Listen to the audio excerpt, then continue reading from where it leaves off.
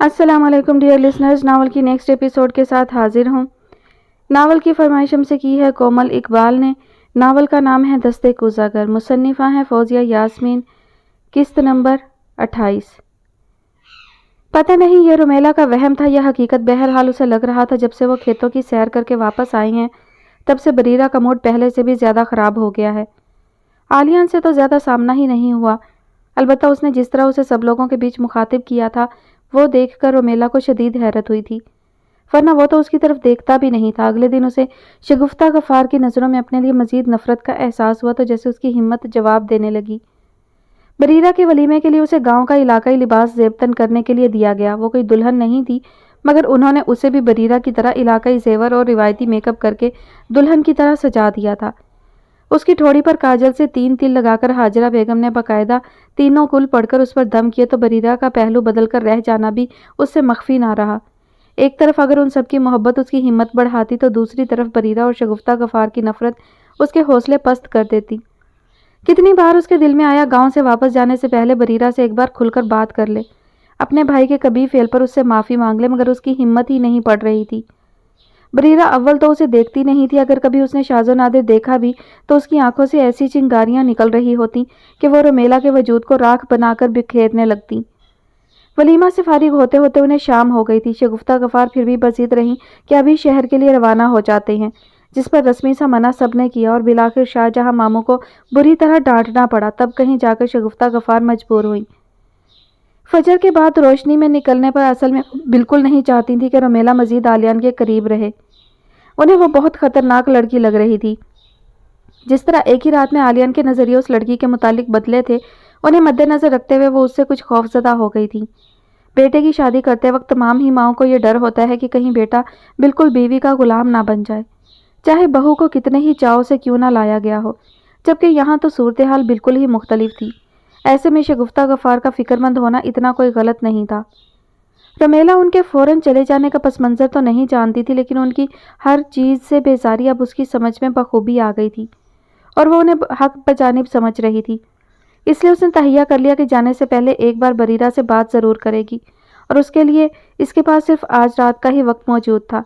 मगरिब से फारिग होने के बाद खाना लगने में जितना वक्त था वो सब आमतौर पर साथ बैठकर ही गुजारते थे, मगर आज वलीमा की तकरीब की वजह से सब इतना थक गए थे कि बाकायदा महफिल ना जम सकी थी। इसी सन्नाटे का फ़ायदा उठाते हुए रोमेला बरेरा की तलाश में लग गई। खुशकिस्मती से वो उसे नानी अम्मा के कमरे में अकेली बैठी मिल गई। नानी अम्मा के सर में दर्द हो रहा था, उन्होंने खाना खाने से इनकार कर दिया था और सकीना की दी दवा खाकर लेटी हुई थी।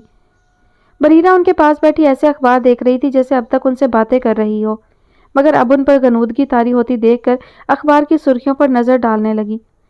रोमेला के कमरे में आने को उसने महसूस ही नहीं किया तो रोमेला को गला खंकार कर उसे मतवज्जा करना पड़ा। उसने बुरी तरह चौंक कर रोमेला को देखा और उस पर नज़र पड़ते ही शदीद हैरानी उसकी आंखों में उतर आई। आखिर इतना अंदाज़ा तो उसे हो ही गया था कि रोमेला उससे बात करने आई है, लेकिन उसने ये जुर्रत कैसे की ये बरीरा की समझ में नहीं आ रहा था। आज तुम दुल्हन बनकर बहुत अच्छी लग रही थी, रोमेला ने बात शुरू करने के लिए कहा, वरना उसे पता था बरीरा को उसकी तारीफ़ की कोई ज़रूरत नहीं है। जिस अजाब से वो गुजर कर आई थी उसके बाद ज़िंदगी की ये छोटी छोटी खुशियाँ अपना हुस्न खोकर सानवी हैसियत इख्तियार कर लेती हैं। बरीरा का चेहरा भी अपनी तारीफ सुनकर सपाट रहा था, बल्कि वो इस तरफ हामिया अंदाज में रोमेला को देख रही थी जैसे ये जानना चाहती हो कि वो इस वक्त यहाँ क्यों आई है। रोमेला उसका सवाल समझ रही थी, खुद उसे भी इधर उधर की बात करना मुश्किल लग रहा था। कहीं गैर ज़रूरी बातों में वक्त ज़ाया करने में कोई आ जाए और असल बात दरमियान में ही रह जाए, या फिर बरीरा ही बेजार होकर उठ जाए, जिसके कभी इम्कान थे। मगर वो नानी अम्मा की मौजूदगी में वो जिक्र कैसे छेड़ सकती थी?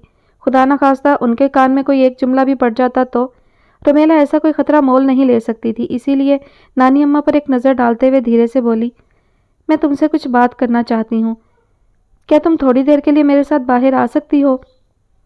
मुझे तुमसे कोई बात नहीं करनी, बरीरा एकदम हतमी अंदाज में बोली। सिर्फ 2 मिनट सुन लो, मैं जानती हूँ तुम मुझसे नफरत करती हो, मैं तुम्हारा ज़्यादा वक्त नहीं लूँगी, रोमेला इल्तिजाइया अंदाज में बोली।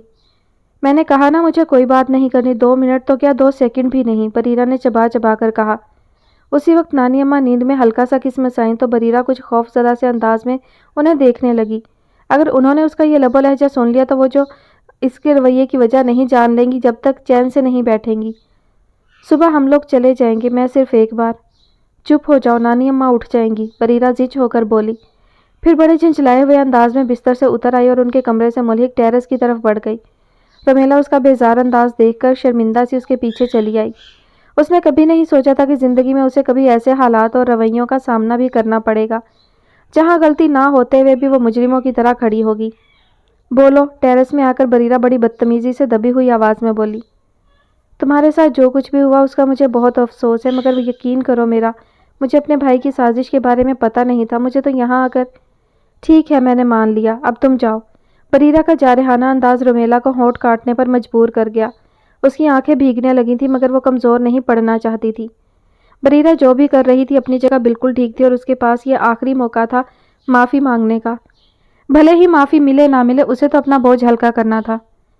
बरीरा, मैं जानती हूँ तुम इस वक्त किस तकलीफ से गुजर रही हो, लेकिन तुम कुछ नहीं जानती, कोई भी नहीं जानता, कोई समझ भी नहीं सकता। मैं जिस तकलीफ से गुजरी और अब गुजर रही हूँ उसकी शिद्दतों का कोई अंदाज़ा भी नहीं लगा सकता। बरीरा जहरखंद लहजे में बोल रही थी। रोमेला की आंखें डबडबाने लगी। वो रोमेला को कोई बात पूरी करने ही नहीं दे रही थी तो रोमेला भला वजाहत कैसे देती। एक पल को तो उसका दिल चाहा अभी और इसी वक्त कमरे से चली जाए, मगर वो कोई फ़र्ज़ पूरा करने नहीं आई थी, बल्कि वो हकीकतन शर्मिंदा थी और उससे वाकई माजरत करना चाहती थी। तभी इतने तल्ख लहजे पर भी बड़ी रसानियत से कहने लगी, हाँ, शायद तुम ठीक कह रही हो, हम में से कोई तुम्हारी तकलीफ़ नहीं समझ सकता, लेकिन मैं ये ज़रूर कहूँगी कि तकलीफ़ से तुम अकेली नहीं गुजर रही। इस तरह ज़बरदस्ती किसी के घर की बहू बनना और किसी के सर पर मुसल्लत होना भी कम तकलीफ दे नहीं है। जब से मुझे पता चला है कि अबरार भाई ने तुम्हारी फैमिली को ब्लैकमेल करके मुझसे शादी पर मजबूर किया है, मैं किस कर्ब से गुजर रही हूँ वो मैं ही जानती हूँ। उन्होंने जो किया बहुत गलत किया। उनका गुनाह माफ़ी के काबिल नहीं, लेकिन फिर भी मैं उनकी तरफ से माफ़ी मांग रही हूँ। रोमेला ने महावरतन नहीं बल्कि हकीकतन उसके आगे हाथ जोड़ दिए थे। उसका ग्लूगिर लहजा और जुड़े हुए हाथ बरीरा पर कुछ भी असर नहीं कर सके। अलबत्ता उसकी आंखों में तैरता पानी देखकर उसे अजीब सा सुकून मिला था। हर चंद वो रोमेला की माजरत को एक ड्रामा समझ रही थी। उसे तो यही लग रहा था कि रोमेला अब इस घर में अपने कदम जमाने के लिए बेगुनाह और शर्मिंदा होने का ढोंग कर रही है, लेकिन इसके बावजूद वो उसकी बात बड़े आराम से सुनती रही। उसे अपने आगे गिड़गिड़ाता देखकर उसे बड़ी तस्कीन मिल रही थी, वरना कौन सा उसे रोमेला के आंसू देखकर उसे माफ़ कर देना था। जबकि रोमेला को उसकी खामोशी से बड़ी हिम्मत मिली। वो जल्दी जल्दी अपनी सारी बात कहती गई। मुझे अंदाज़ा है तुम्हारे लिए हम में से किसी को भी माफ़ करना आसान नहीं, लेकिन मेरा यकीन करो, मुझे कुछ भी नहीं पता था। काश ये सब मेरे इल्म में होता तो मैं ऐन निकाह के वक्त ही इस शादी से इनकार कर देती। अभी भी कुछ नहीं बिगड़ा है। तुम्हारे भाई को इस शादी का तोख सारी ज़िंदगी अपने गले लटका कर फिरने की कोई ज़रूरत नहीं है। मैं वापस अपने घर चली जाऊंगी और इसका तुम्हारी ज़िंदगी पर कोई असर नहीं पड़ेगा। ट्रस्ट मी, मैं सब ठीक कर दूंगी। रोमेला सिर्फ कह नहीं रही थी बल्कि उसका मुसम्मम इरादा था ऐसा कुछ करने का जिससे आलियान को इस ज़बरदस्ती के रिश्ते से निजात मिल जाए और बरीरा को भी कोई नुकसान ना उठाना पड़े। मगर इसके लिए करना क्या होगा, ऐसा कोई लाया अमल रोमेला ने अभी तक तरतीब नहीं दिया था, ना ही उसकी कुछ समझ में आया था। वो तो बस किसी तरह बरीरा के चेहरे पर फैली नफरत को कम करना चाहती थी, मगर उसे कामयाबी होती नहीं लग रही थी। बरीरा उसकी बात सुन ज़रूर रही थी, लेकिन उसके चेहरे के तासुरात हनूज थे। तभी रोमेला मजीद कहने लगी, मैं अपने भाई को समझाऊंगी, उन्होंने गुस्से और ज़िद में ये सब कर डाला, लेकिन मैं उन्हें बताऊंगी घर इस तरह नहीं बसते और ना ही तुम्हारे घर को उजाड़ने से उनका कोई मकसद उन्हें हासिल हो जाएगा। ये ज़बरदस्ती का बंधन किसी को भी खुशी नहीं दे। रोमेला कहती चली गई कि तभी किसी आहट पर दोनों चौंक उठी। उन दोनों ने बेख्तियार कमरे की जानिब देखा। टेरेस के दरवाजे पर पड़े बारीक से पर्दे के पीछे किसी का साया लहराते तौर पर वाज़िह नजर आ रहा था। कौन? बरीरा ने बुरी तरह खौफजदा होते हुए पूछा। रोमेला भी किसी को खड़ा देखकर कुछ तो डर गई थी कि कहीं उसने रोमेला की कई बातें ना सुन ली हों, मगर जो खौफ व हरास बरीरा के चेहरे पर था वो रोमेला को ठिठक कर उसे देखने पर मजबूर कर गया था। उसका चेहरा और होंठ बिल्कुल सफ़ेद पड़ गए थे। ऐसा लग रहा था अभी वो लहरा कर गिर पड़ेगी, मगर ऐसी नौबत आने से पहले ही नौवारिद पर्दा हटाता उनके सामने आ खड़ा हुआ। आलियान पर नज़र पड़ते ही बरीरा की जान में जान आई। खुद रोमेला की भी हालत बहाल हो गई, क्योंकि उसके चेहरे से साफ लग रहा था वो रोमेला की सारी बात सुन चुका है और अब उन्हें परेशान होता देखकर तनबीही अंदाज में कहने लगा, यह वक्त और जगह इन बातों के लिए बिल्कुल भी मुनासिब नहीं है। अगर मेरी जगह इस वक्त कोई और होता तो नानी अम्मा की ही आंख खुल जाए तो। आलियान उन दोनों को ही टोक रहा था। बरीरा का दिल चाहा तुनक कर कह दे यही बोल रही थी, मगर वो अभी भी जिस खौफ से गुजरी थी उसके फ़ौरन बाद उससे बोला ही नहीं गया। वो सिर्फ 2-3 गहरी सांसें खींचकर अपने एसाब बहाल करती रही। البتہ رومیلا خشک لبوں پر زبان پھیرتے ہوئے کہنے لگی، میں جانے سے پہلے بریرہ کو ساری بات بتا کر اس سے معافی مانگنا چاہتی تھی اور ساتھ ہی اسے یقین دلانا چاہتی تھی کہ وہ اپنی نئی زندگی کو اچھی طرح انجوائے کرے۔ اس کا گھر ہمیشہ آباد رہے گا، اسے کوئی نہیں توڑ سکتا۔ رومیلا چاہتے ہوئے بھی یہ نہ کہہ سکی کہ بریرہ کہیں اور چل کر بات کرنے کے لیے تیار ہی نہیں ہوئی۔ جو تم کہہ رہی ہو وہ سب کرنا اتنا آسان نہیں ہے۔ بولنے میں اور کرنے میں بہت فرق ہوتا ہے۔ جب تمہاری بات سچ نکل آئے گی تب میں یقین کروں گی۔ بریرہ عجیب ہتک آمیز لہجے میں بول رہی تھی۔ رومیلا کے چہرے پر ایک سایہ آ کر گزر گیا۔ ہر بار وہ خود کو یہ سوچ کر تسلی دے دیتی کہ وہ اپنی جگہ حق بجانب ہے۔ اس کا لہجہ خود عالیان کو بھی بہت عجیب لگا تھا، مگر وہ اسے ٹوکنا نہیں چاہتا تھا، وہ بھی رومیلا کے سامنے تو بالکل بھی نہیں۔ البتہ رومیلا کی بات کی یقین دہانی وہ بھی کرانا چاہتا تھا، اس بات سے قطع نظر کہ اس میں کتنا سچ ہے۔ وہ بس یہ چاہتا تھا کہ بریرہ اپنے خوف سے باہر نکل آئے اور پہلے جیسی ہو جائے۔ شوق اور کھلنڈری، اپنی یہ خواہش اسے خود بھی بیجا لگ رہی تھی۔ پھر بھی اس نے آس کا دامن نہیں چھوڑا، تبھی کہنے لگا، یہ آسان کام نہیں ہے لیکن ناممکن بھی نہیں ہے۔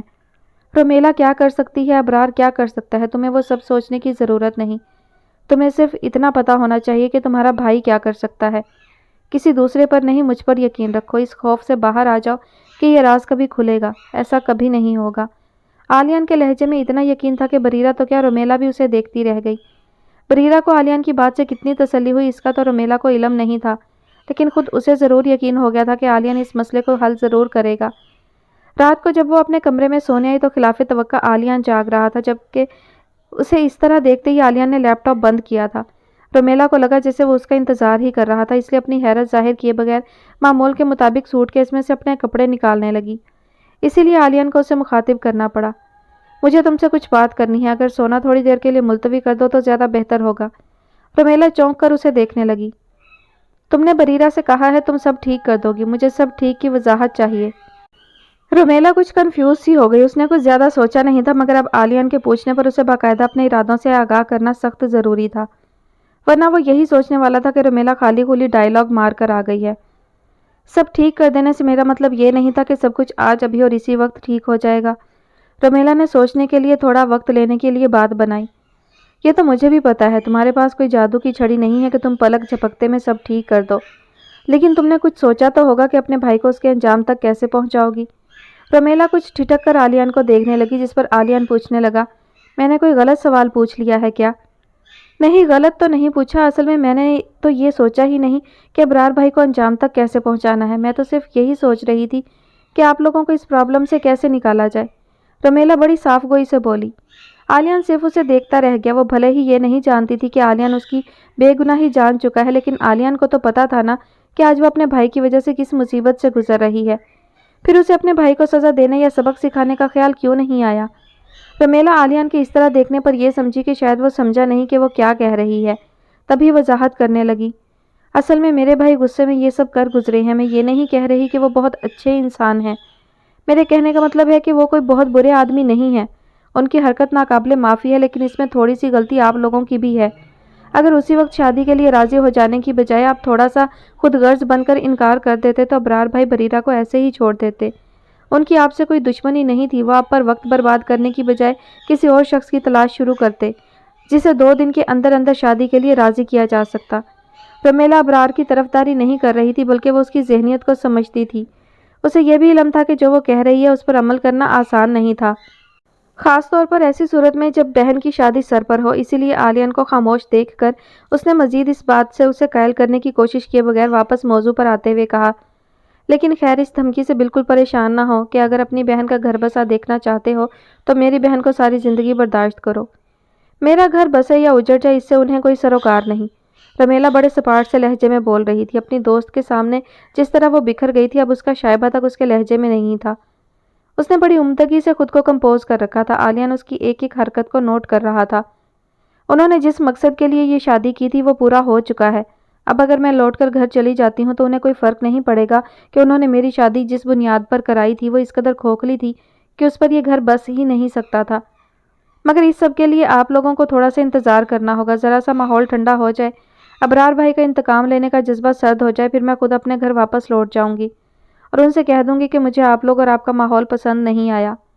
حالانکہ آپ لوگوں نے مجھے ہر طرح سے خوش رکھنے کی کوشش کی وغیرہ، میرے بھائی اور بابا مجھ پر غصہ کریں گے، ناراض ہوں گے، بات چیت بند کر دیں گے और आखिर मेरे फैसले पर सब्र कर लेंगे। इस बीच आप लोगों को सिर्फ अपने रवैये पर काबू रखना होगा। आप लोग अपना सारा गुस्सा और नफरत एक तरफ रखकर अबरार भाई पर यही जाहिर करेंगे कि आप सब दिलो जान से इस रिश्ते को निभाना चाहते हैं। बस मैं ही जिद्दी और खुदसर हूँ जो मान कर नहीं दे रही। ये सब करने में आपको ज़्यादा मेहनत नहीं करनी होगी। अबरार भाई ज़्यादा से ज़्यादा आपको एक फ़ोन करेंगे और बस यकीन कर लेंगे कि वाकई रोमेला ही ऐसी लड़की है जिस पर किसी के समझाने बुझाने का कोई असर नहीं होता। लिहाजा वो आपसे कोई इंतकाम भी नहीं लेंगे और आपकी मुझसे जान भी छूट जाएगी। रोमेला ने बड़े पुरसकून अंदाज में और कंधे उचकाते हुए कहा तो आलियान कुछ देर उसे देखता रहा, फिर बहुत ठहर ठहर कर बोला, अगर ये सब इतना ही सिंपल था तो अबरार को इतना बड़ा कदम उठाने की ज़रूरत क्यों पेश आई? क्योंकि उनकी अना पर ज़र्ब पड़ी थी ना। रोमेला बेसाख्ता बोली और फिर अपना रिश्ता तय होने से लेकर रिश्ता टूटने तक की सारी बात तफसील से आलियान को बता दी। आलियान बिल्कुल खामोशी से उसे सुनता रहा। उसके खामोश होने पर भी वो कुछ देर तक कुछ ना बोला तो रोमेला को खुद ही कहना पड़ा, अब आप खुद बताएं, जिस शख्स को अपना फैसला गलत ना लग रहा हो और चारों तरफ से ये सुनने को मिल रहा हो कि ये सब तुम्हारी वजह से हुआ है, फिर भी वो शर्मिंदा होने की बजाय किसी की बहन को अगवा करने चल पड़े, तो आप उसके अमल को क्या कहेंगे? एक भाई की बहन के लिए मोहब्बत या एक ज़िद्दी शख्स की हट धर्मी? इसलिए मैं कह रही हूँ, उन्हें बरीरा का घर उजाड़ने से कोई मतलब नहीं। उन्हें सिर्फ गुलफाम को नीचा दिखाना था और ये वो कर चुके हैं। मगर मैं सिर्फ ये चाहती हूँ कि कुछ दिन उन्हें अपनी कामयाबी के नशे में चूर रहने दें। अगर मैं फ़ौरन घर वापस चली गई तो वह हत्थे से उघड़ जाएंगे। ऐसी सूरत हाल में वो बरीरा को भी नुकसान पहुंचा सकते हैं। 2-3 महीने मुझे बर्दाश्त कर लें ताकि वो जी भरकर अपनी कामयाबी का जश्न मना लें। फिर अगर मैं लौट कर जाऊंगी तो वो आप लोगों को ज़िम्मेदार नहीं समझेंगे, बल्कि मुझे भी नमल की तरह खुद सर बागी और बेगैरत के खिताब से नवाज देंगे, जिसकी मुझे कतई परवाह नहीं। रोमेला कहती चली गई। वो इतनी कमज़ोर और नातवा नहीं थी जितनी आलियान को अब तक लग रही थी। वो तो काफ़ी बहादुर या शायद बहुत ज़्यादा खुददार थी। जब भी वो अपने बाप और भाई की नज़र में बेगैरत और खुदसर बनने के लिए तैयार थी, मगर यहाँ उन लोगों के सर पर ज़बरदस्ती मुसल्लत रहने पर बिल्कुल आमादा नहीं थी। आलियान की इतनी तवील खामोशी रोमेला की समझ से बाहर थी, तभी वो वजाहत पर वजाहत दिए जा रही थी। आप शायद मुझ पर भरोसा नहीं कर पा रहे। मैं जो आपसे 2-3 महीने की मोहलत मांग रही हूँ, आप इसे कोई साजिश समझ रहे हैं, लेकिन मैं नहीं, ऐसी कोई बात नहीं। आलियान गैर इरादी तौर पर कह गया। वो रोमेला पर जाहिर नहीं करना चाहता था कि वो उसकी और उसकी कज़न की गुफ्तगू सुन चुका है, इसलिए उसे मालूम है वो किसी साजिश में शामिल नहीं। अलबत्ता वो ये ज़रूर सोच रहा था कि रोमेला जो अपने भाई के बारे में कह रही है कि 2-3 महीने में वो अपनी फतह का जश्न मना चुका होगा, लिहाजा किसी रद्द-ए-अमल का मुज़ाहरा नहीं करेगा। इस बात पर कितना यकीन किया जा सकता है, इसका उसे कोई अंदाज़ा नहीं था। मगर अभी वो ये सब रोमेला से नहीं कहना चाहता था, इसलिए इस मौजू को बदलने के लिए कहने लगा, मैं तुम्हारी कज़न नमल के बारे में सोच रहा था। वो बहुत बोल्ड लड़की है। इतना बड़ा स्टेप उठाना आसान काम नहीं है। रोमेला बेइख्तियार मुस्कुरा दी। नमल के जिक्र पर वो थोड़ी देर के लिए अपनी सारी उलझनों से बाहर आ गई। नमल जैसी दोस्त वाकई ऐसी नेमत होती है जिनका जिक्र भी इंसान के डिप्रेशन और टेंशन को कम कर देता है। किस तरह वो उसकी हर तकलीफ़ पर ऐसे परेशान हो जाती जैसे वो खुद उस मुश्किल से गुजर रही है। हाँ, वो तो है, रोमेला ऐसे बोली जैसे तसव्वुर की आंख से नमल के परेशान चेहरे को देख रही हो, जो रोमेला की तकलीफ़ देखकर ऐसा हो जाता था। अगर वो कनाडा जाकर उस शख्स से ना मिलती तो जाने मेरे साथ क्या होता। पता नहीं वो शख्स कनाडा ले जाकर मेरे साथ क्या सलूक करता। जाने उसके क्या इरादे थे, जाने उसका वहाँ क्या कारोबार होगा। पता नहीं मुझ जैसी और कितनी लड़कियों को उसने धोखा देकर अपनी गर्ज के लिए इस्तेमाल किया होगा। रोमेला का लहजा बात शुरू करते वक्त बहुत नरम था, मगर बात के इख्तिताम तक वो बुरी तरह तल्ख हो गई थी। उसके खदशात गलत नहीं थे। ऐसे धोखेबाज लोगों के हत्थे चढ़ने से मर जाना बेहतर होता है। आलियान भी कुछ देर के लिए उसकी बातों के ज़ेरे असर खामोश सा हो गया। उसकी बहन तो चंद दिनों के लिए अगवा हुई थी तो उसकी जान पर बन आई थी, तो उन घर वालों का क्या हाल होता होगा जिनकी बहन और बेटियों को शादी का झांसा देकर गलत और नाजायज़ कामों के लिए दूसरे मुल्क स्मगल कर दिया जाता है। आलियान के एहसास सिर्फ ये सोचकर ही अजीब हो गए थे और न जाने कितनी देर वो इसी एहसास के ज़ेरे असर रहता कि रोमेला के अचानक सोफे की तरफ बढ़ जाने पर चौंक उठा। वो उसकी तरफ देखे बगैर सोफे की बैग की जानिब मुंह करके लेट गई, जबकि आलियान कितनी ही देर अपनी जगह बेहिस्सो हरकत बैठा रहा। सोफिया का बस नहीं चल रहा था कि आयशा अख्तर का हाथ छोड़कर भागती हुई उस मजमा में से निकल जाए, मगर आयशा अख्तर को शायद उसके एहसासात का इल्म था, तभी उन्होंने मजबूती से उसके हाथ को पकड़ रखा था और हंसती मुस्कुराती आगे और आगे बढ़े जा रही थी। सोफिया को बचपन से ऐसे बड़े बड़े फंक्शंस और पार्टीज से घबराहट होती थी, इसीलिए वह तकरीबात में जाने से कतराती थी, मगर आज आयशा अख्तर ज़बरदस्ती उसे ले आई थी, वो भी खूब तैयार करके। अपनी पसंद से उन्होंने उसके कपड़े निकाले थे। बकौल आयशा अख्तर के तुम्हारे पापा के दोस्त की सिल्वर जुबली एनिवर्सरी है, लिहाजा तुम्हें वाइट पर सिल्वर काम का जोड़ा ही पहनना चाहिए और इस पर बड़े बड़े सिल्वर आवेज़े। हल्के से मेकअप के साथ, जो कि आयशा अख्तर ने ही किया था। ज़ोबिया किसी और ही दुनिया की मखलूक लग रही थी। महफिल में उठने वाली हर नज़र उसी पर ठहर रही थी और यही बात आयशा अख्तर का सैरो खून बढ़ा रही थी। अपनी बेटी को देखकर उनकी गर्दन फख्र से तनी जा रही थी। वो जिस मकसद से उसे यहाँ लाई थी, ज़बरदस्ती वो पूरा होता लग रहा था। आलम साहब के घराने से उनके कोई बहुत गहरे मरासिम नहीं थे। बहुत ही पुरतकल्लुफ़ किस्म का मिलना जुलना था। कभी साल 2 साल में एक बार एक दूसरे के घर चले जाते या कोई बहुत बड़ा फंक्शन करते तो एक दूसरे को बुला लेते। ऐसे कारोबारी दोस्तों से ऐसे ही मिलना जुलना होता है। जब ही ज़ोबिया उन्हें जानती भी नहीं थी और ना ही उनके घर कभी आई थी। खुद आलम साहब भी बिलाल अख्तर के घर अक्सर व बेशतर अकेले ही आए थे, वो भी किसी ज़रूरी काम से। लेकिन आयशा अख्तर उनके फंक्शन में ऐसे शिरकत करने आई थी जैसे वही उनके लिए सबसे अहम हो, क्योंकि बिलाल अख्तर ने उन्हें बताया था कि फुरकान हसन भी इस तकरीब में शामिल होंगे, वो भी अपने बेटे के साथ। और वो खुर्रम से मिलने के लिए बुरी तरह बेचैन थी। उसकी तारीफ़ें इतनी सुनी थी कि तजस्सुस जाग उठना एक कुदरती बात थी। दूसरे वो ये भी देखना चाहती थी कि ज़ोबिया की अगर किसी से दोस्ती हो गई है, जो कि निहायत हैरान कुन बात है, तो वो कौन है और कैसा है।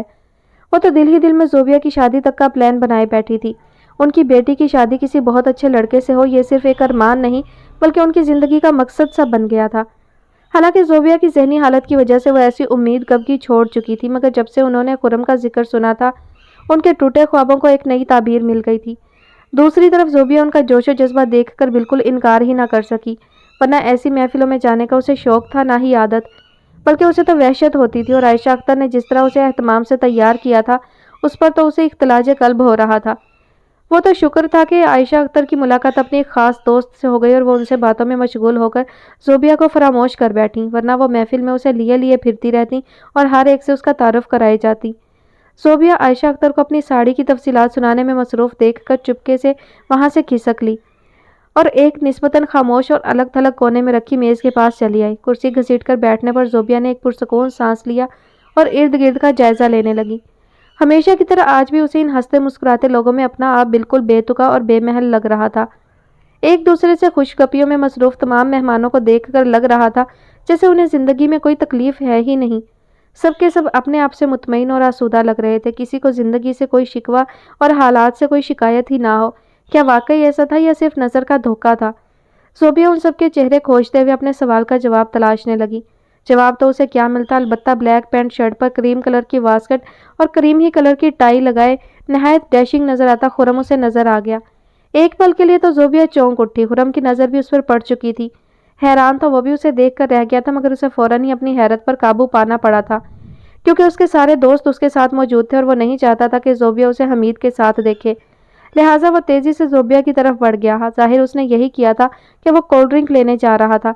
चनाचे हारून वगैरह में से किसी ने देखने की भी ज़रूरत नहीं समझी कि वो किस सिमत में बढ़ रहा है। तुम यहाँ क्या कर रही हो? खुर्रम को हकीकतन उसे यहाँ देखकर हैरत हुई थी, क्योंकि विकी के वालिद की सिल्वर जुबली थी और इससे पहले विकी के घर किसी भी फंक्शन में उसने ज़ोबिया को नहीं देखा था। एक तरह से वो यहाँ आया ही इस वजह से था, जब से फुरकान हसन ने ज़ोबिया की बाबत बाज़पोर्स की थी, खुर्रम मोहतात हो गया था, वरना विकी के इनवाइट करने पर उसका आने का कोई इरादा नहीं था। लेकिन वो फुरकान हसन पर यह जाहिर नहीं करना चाहता था कि उसके मिजाज या मामूल में ज़रा सी भी कोई तब्दीली आई है। अलबत्ता यहाँ ज़ोबिया को देखकर वो चंद सानियों के लिए ये ज़रूर भूल गया कि अगर फुरकान हसन ने उसे ज़ोबिया से बातें करते देख लिया तो उनका शक यकीन में बदल सकता है। उसके जहन में तो बस एक बात आई थी कि कहीं हमीद को देखकर उसे फिर दौरा ना पड़ जाए और हमीद के साथ उसे खड़ा देखकर वो कहीं आपे से बाहर ना हो जाए। वो ज़ोबिया पर बिल्कुल जाहिर नहीं करना चाहता था कि वो हमीद को जानता है या उसकी हमीद से दोस्ती है। मैं बैठी हूँ यहाँ कर तो कुछ नहीं रही। ज़ोबिया की समझ में ना आया क्या जवाब दे इस अजीबोगरीब सवाल का। खुर्रम को खुद भी अपने सवाल के नामुनासिब होने का एहसास हुआ तो वजाहत करते हुए कहने लगा, असल में मेरा मतलब था तुम आलम अंकल की फैमिली के किसी फंक्शन में कभी नज़र नहीं आई इसलिए। हाँ, मैं पार्टीज़ में जाना पसंद नहीं करती। आज तो मम्मा ज़बरदस्ती मुझे ले आई हैं, वरना मैं तो ये भी नहीं जानती कि मैं इनके किसी फंक्शन में पहले कभी आई हूँ या नहीं। ज़ोबिया फीकी सी मुस्कुराहट के साथ बोली तो खुर्रम बेइख्तियार नज़रें घुमाकर अपने वालिदैन को ढूंढने लगा। इतने रश में वो उसे नज़र नहीं आए। उसकी समझ में नहीं आ रहा था वो ज़ोबिया को यहाँ से चले जाने के लिए कैसे कहे। अगर वो ज़ोबिया के वालिदैन से बात करता है तो वो भी सबसे पहले उसके इस मुतालबे की वजह पूछेंगे। अब वो उन्हें ये तो नहीं बता सकता था कि यहाँ एक ऐसा लड़का मौजूद है जिसे देखकर ज़ोबिया को दौरा पड़ सकता है, क्योंकि ये कहने की सूरत में सवालों की एक फहरिस्त उसके सामने आ जाती जिनमें से एक का भी जवाब देना मुमकिन नहीं था, वो भी भरे मजमा में। खुरम آپ نے اس لڑکے کے بارے میں کچھ پتا کیا جو مجھے یونیورسٹی میں نظر آیا تھا؟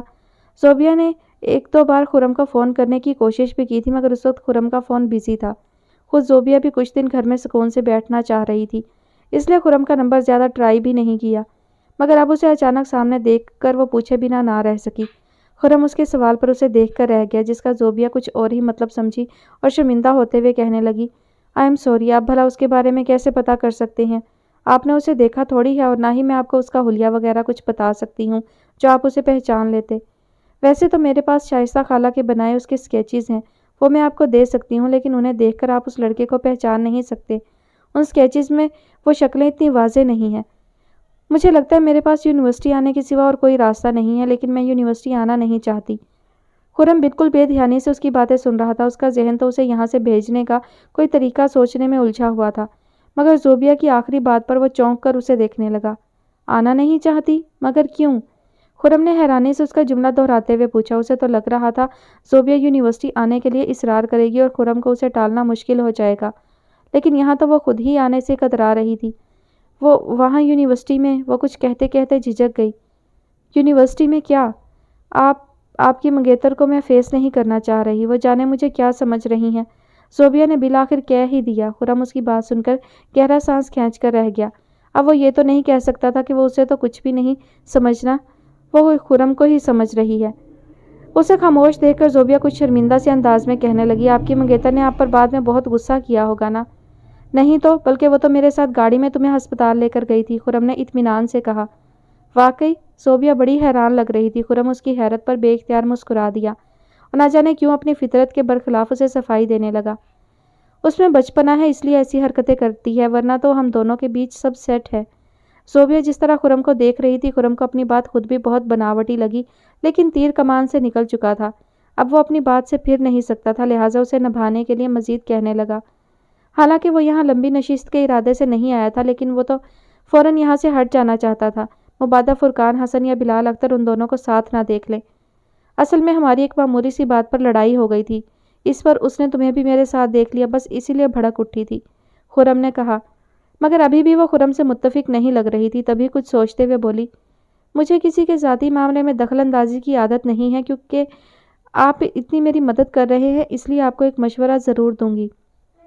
اپنی منگیتر سے ایک بار کھل کر بات ضرور کر لیں، آیا وہ اس شادی پر رضامند بھی ہے یا نہیں، کیونکہ وہ آپ کے بارے میں جس طرح بات کر رہی تھی اسے دیکھتے ہوئے مجھے نہیں لگتا کہ وہ کسی جھگڑے کا رد عمل تھا، بلکہ وہ آپ سے خاصی بدگمان لگ رہی تھی۔ میں نے آپ کی پوزیشن تھوڑی سی کلیئر کرنے کی کوشش کی، لیکن وہ مجھے بولنے ہی نہیں دے رہی تھی۔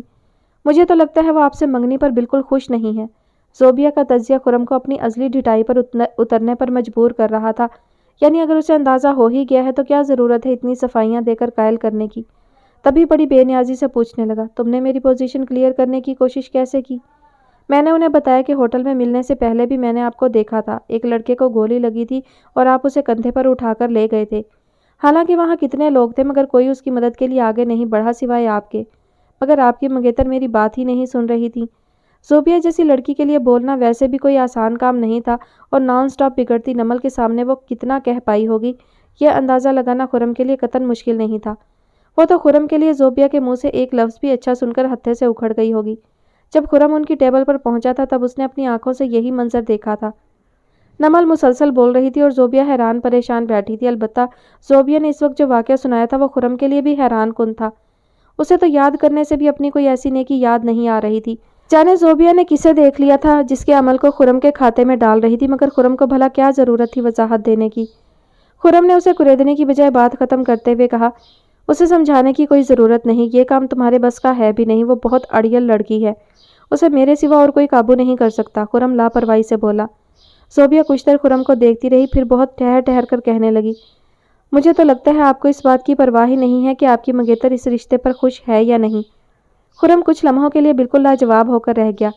اتنے دنوں سے زوبیہ اس لڑکے کے بارے میں سوچ رہی تھی جسے اس نے یونیورسٹی میں دیکھا تھا، لیکن ایک بار کے سوا اس نے دوبارہ کبھی یونیورسٹی جانے کے بارے میں سوچا تک نہیں۔ پہلی بار جب اس نے کہا تھا کہ میں اسے یونیورسٹی آ کر تلاش کرنا چاہتی ہوں، تب خرم نے اسے صاف انکار کر دیا تھا، اور تب سے اب تک وہ یہی سوچ رہی تھی کہ خرم نے اسے اپنی منگیتر کی وجہ سے آنے سے منع کیا ہوگا، مگر اب خرم کی باتوں سے اسے لگ رہا تھا کہ وہ تو ایسا کچھ کرنے کا ارادہ ہی نہیں رکھتا جس سے اس کی منگیتر کی غلط فہمی دور ہو جائے۔ ज़ोबिया सोच में पड़ गई थी। वो उससे पूछना चाह रही थी कि फिर उसका आगे का क्या इरादा है।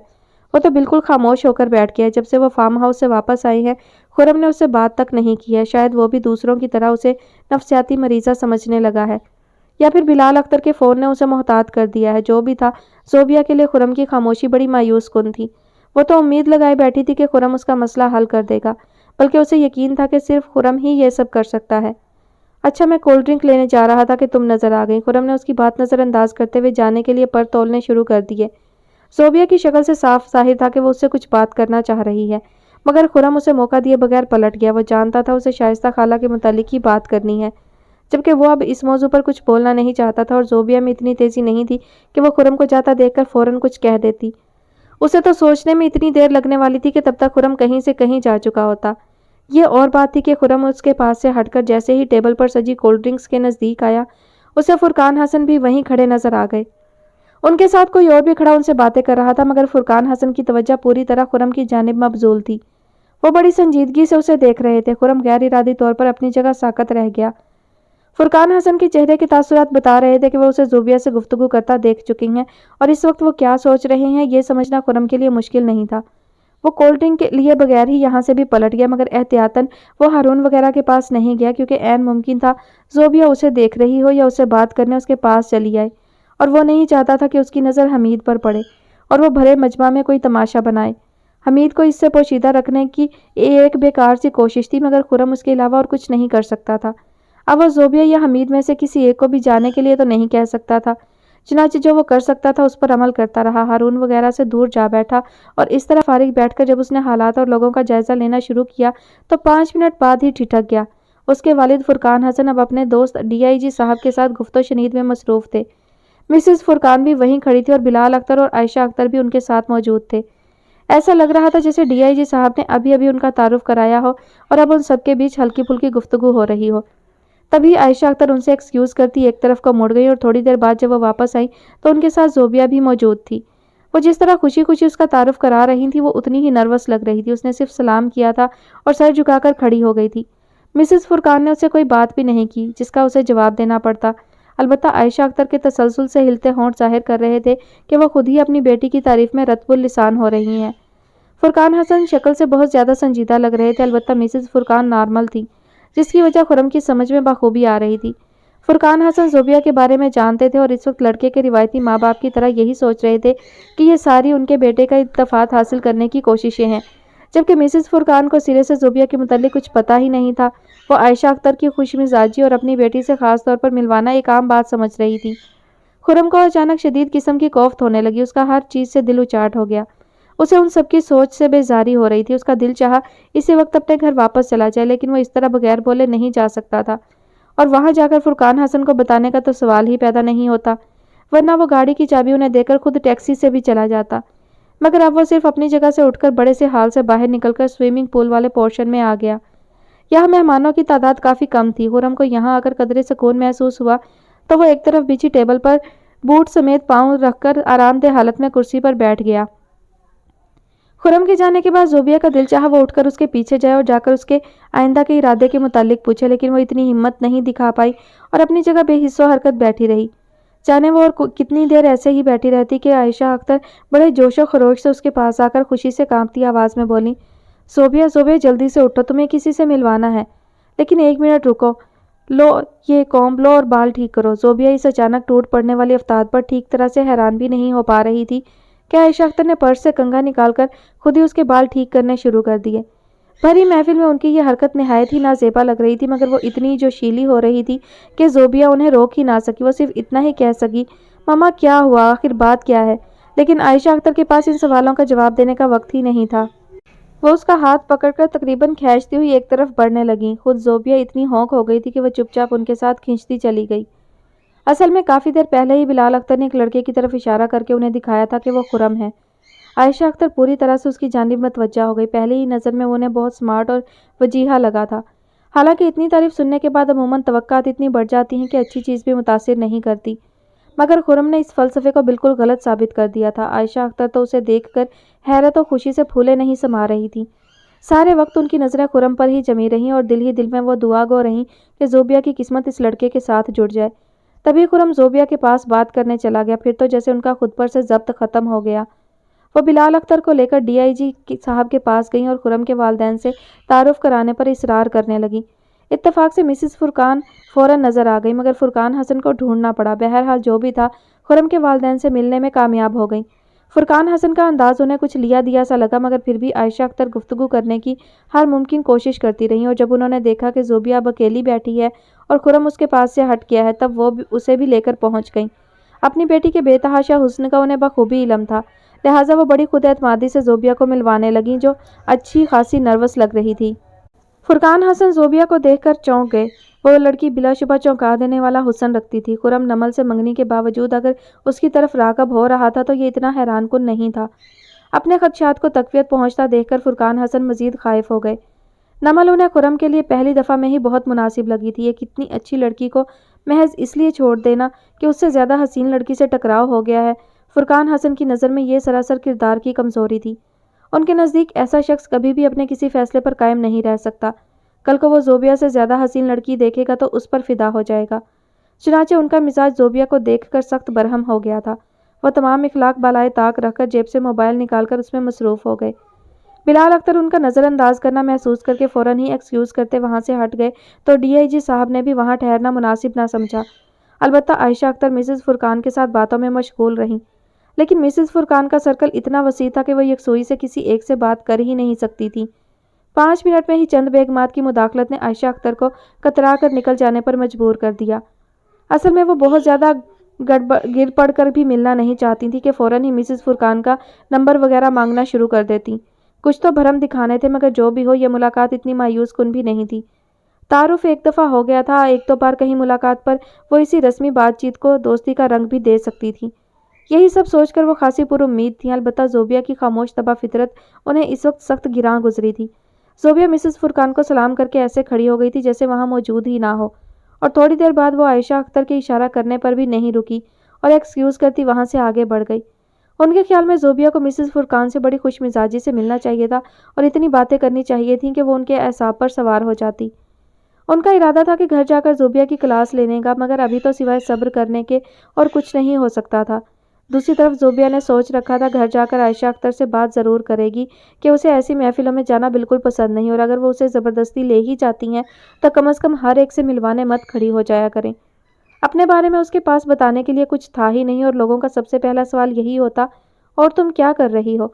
यह सवाल उसे अचानक बेतहाशा एहसास कमतरी में मुब्तला कर देता। चुनांचे इससे पहले आयशा अख्तर उसे किसी और से मुतारफ़ कराती, वो पार्टी हाल से बाहर आ गई। स्विमिंग पूल के निस्बतन सुनसान हिस्से में आकर उसे काफ़ी अफाका हुआ। वह सुस्त रवि से चलती झिलमिलाते पानी के पास आ खड़ी हुई। नीले समंदर जैसे स्विमिंग पूल पर नजरें जमाए वो कुछ लम्हों के लिए सब भूल भाल गई, मगर ऐसा बस कुछ लम्हों के लिए हुआ था, क्योंकि अचानक उसके अंदर का खौफ उसके पूरे वजूद पर हावी हो गया। स्विमिंग पूल की दूसरी जानिब शाइस्ता खाला अपने मखसूस सपाट चेहरे के साथ खड़ी थी, मगर जोबिया को लर्जा देने वाला मंजर कुछ और था। शाइस्ता खाला से ज़रा ही फासले पर वही यूनिवर्सिटी वाला लड़का खड़ा, जिसे देखकर जोबिया चीख पड़ी थी। किसी से मोबाइल पर बात कर रहा था और शायद इसीलिए पार्टी से निकलकर इस पुरसकून और खामोश गोशे में आ खड़ा हुआ था। वो अपनी गुफ्तगू में इतना मगन था कि उसे एहसास ही नहीं था कोई उसके करीब आ खड़ा हुआ है और उसकी पुश्त को घूर रहा है। जोबिया हवास बाख्ता सी दौड़ती हुई स्विमिंग पूल के दूसरे जानिब पहुंच गई, मगर इससे पहले कि वो उस लड़के को खबरदार करती, शाइस्ता खाला ने दोनों हाथ उस लड़के की पुश्त की जानिब बढ़ाए और उसे स्विमिंग पूल में धक्का दे दिया। एक दिल दोस्त चीख जोबिया के मुंह से निकली, और वो ये भूल कर उसे खुद तैरना नहीं आता उस लड़के को बचाने के लिए स्विमिंग पूल में कूद गई। स्विमिंग पूल में एक जोरदार चपाका हुआ और वो पानी के अंदर और अंदर जाने लगी। उसकी समझ में नहीं आ रहा था कि वो क्या करे। अंधाधुंध हाथ पांव मारते हुए भी उसे साफ दिखाई दे रहा था कि स्विमिंग पूल में गिरने वाला वो लड़का यकीनन स्विमिंग जानता था। तभी वो तैरकर ऊपर आने की कोशिश कर रहा था, मगर पानी की तह में शाइस्ता खाला आराम से बैठी थी। उन्होंने मजबूती से उस लड़के का पाँव पकड़ रखा था और उसे इतना मौका भी नहीं दे रही थी कि वो एक बार ऊपर आकर चेहरा पानी से निकाल सके और सिर्फ एक सांस खींच सके। जोबिया ने आगे बढ़कर उसका पाँव शाइस्ता खाला की गिरफ्त से आज़ाद करना चाहा, मगर उसका खुद अपने हाथ पाँव पर ही इख्तियार ना रहा। वो आगे बढ़ने की बजाय पानी में नीचे और नीचे धंसती चली गई, यहाँ तक कि सारा मंजर उसकी आंखों के सामने धुंधलाने लगा और उसका जहन तारीकी में डूबता चला गया। जोबिया ने आंखें खोलकर अपने चारों तरफ देखा तो खुद को अस्पताल के कमरे में पाया। खिड़की पर पड़े बारीक नीले पर्दों से छलक कर आती रोशनी सुबह हो जाने का पता दे रही थी। زوبیا نے اٹھنے کی کوشش کی تو اس کے سر میں ایک زوردار ٹیس اٹھی، شاید اس کے سر میں چوٹ لگی تھی۔ اچانک اسے یاد آ گیا کہ وہ تو پارٹی میں گئی تھی، مما اور پاپا کے ساتھ۔ وہاں شائستہ خالہ نے اس لڑکے کو سوئمنگ پول میں دھکا دے دیا تھا۔ زوبیا فکر مند سی بستر پر اٹھ کر بیٹھنے کی کوشش کرنے لگی، تبھی ایک نرس دروازہ کھول کر اندر داخل ہو گئی۔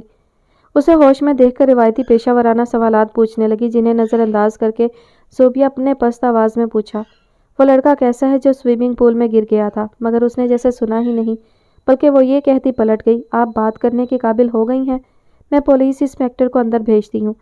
پولیس کا نام سن کر زوبیا کچھ خوف زدہ سی ہو گئی۔ اس سے پہلے کہ وہ کچھ سوچ پاتی ہے کہ انسپکٹر ایک کانسٹیبل کے ساتھ اس کے کمرے میں داخل ہو گیا۔ آپ کیسا محسوس کر رہی ہیں؟ آپ مجھے آپ کا بیان لینا ہے، جب تک آپ اپنا بیان نہیں دیں گی آپ کسی سے نہیں مل سکتی۔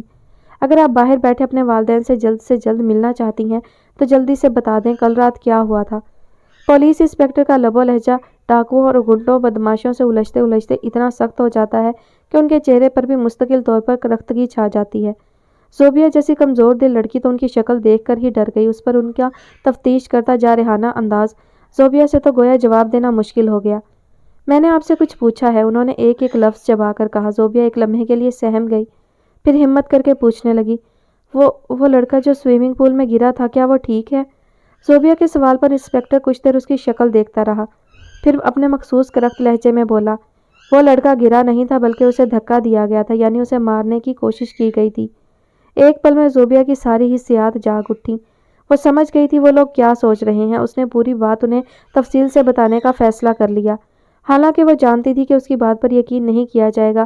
پھر بھی وہ شائستہ خالہ کے متعلق بتانے لگی۔ آپ کا مطلب ہے ایک روح نے اس لڑکے کو مارنے کی کوشش کی اور آپ اسے بچانے کود گئیں، حالانکہ آپ کو تیرنا بھی نہیں آتا؟ انسپکٹر طنزیہ بولا۔ جی، زوبیا نے آہستگی سے کہا۔ تو پھر آپ کے سر میں یہ چوٹ کیسے لگی؟ زوبیا نے چونک کر اپنے سر کے پچھلے حصے میں ہاتھ رکھا جہاں پٹی بندھی تھی۔ پتہ نہیں، پانی میں گرنے کے بعد کچھ بے ہوش ہو گئی تھی میں۔ دراصل وہ سب اتنا اچانک ہوا کہ میں کچھ سوچ نہ سکی اور مجھے یہ خیال بھی نہیں آیا کہ میں تیرنا نہیں جانتی۔ لیکن آپ یہ کیوں نہیں بتاتے کہ وہ زندہ ہے یا نہیں؟ زوبیا کے اس طرابی انداز میں جھنجھلاہٹ شامل ہو گئی۔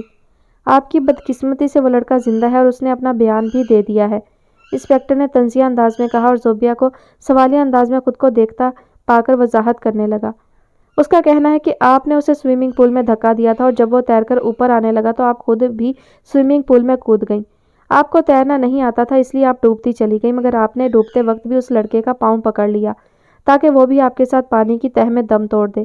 اس نے جب اپنا پیر چھڑانے کی کوشش کی تب آپ کا سر دیوار سے ٹکرایا اور آپ چوٹ لگنے کی وجہ سے اور سانس رکنے کی وجہ سے بے دم ہو گئیں۔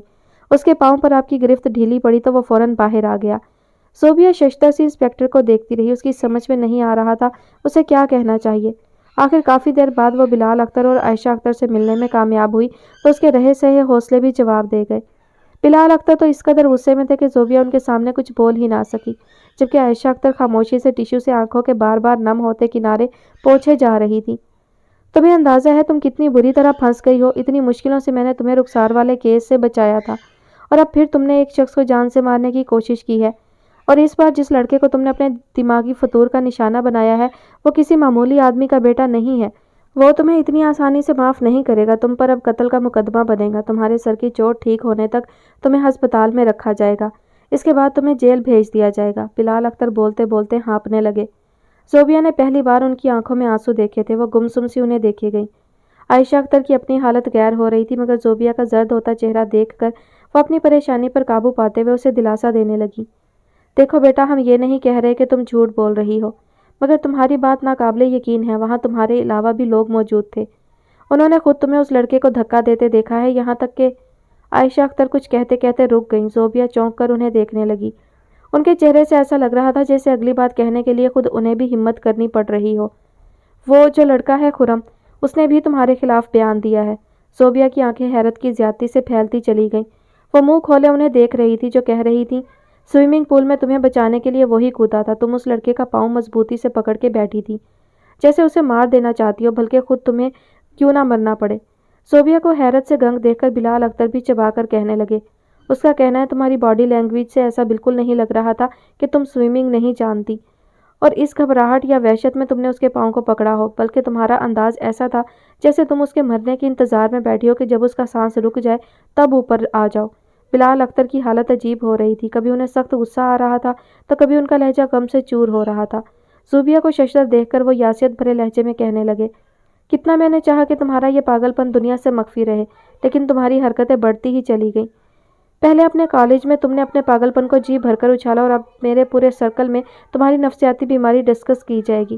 جب تمہیں کورٹ میں پیش کیا جائے گا تب تم وہاں بھی ایسا ہی مریضانہ بیان دو گی جیسا ابھی پولیس کو دیا ہے، جس سے تم بآسانی کورٹ میں پاگل ثابت ہو جاؤ گی اور تمہیں پاگل خانے بھیج دیا جائے گا۔